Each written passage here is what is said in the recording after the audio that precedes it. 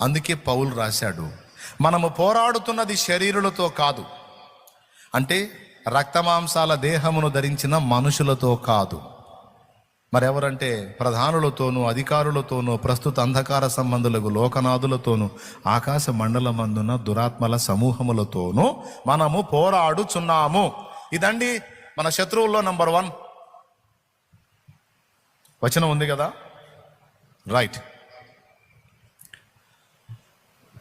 ఈ శత్రువులు మనల్ని గెలవటానికి, మనల్ని ఓడించడానికి, మనల్ని లొంగ తీసుకోవడానికి మరో 2 వాడతారు. వాళ్ళలో ఒకడి పేరు లోకం, మరొకడి పేరు శరీరం. స్తోత్రం. అర్థమైందా? ఈ దరిద్రులందరూ కలిసి మనల్ని ఓడించడానికి, మనల్ని దెబ్బతీయడానికి మరో 2 వాడతారు అన్నాను. ఆ 2 ఎవరంటే ఒకడి పేరు లోకం, ఒకడి పేరు శరీరం.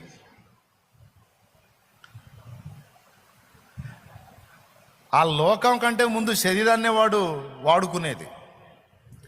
ఎందుకంటే ఈ శరీరం అన్నిటినీ చూస్తుంది, కావాలనుకుంటుంది. ఇది ఆత్మకు విరోధంగా పోరాడిద్ది.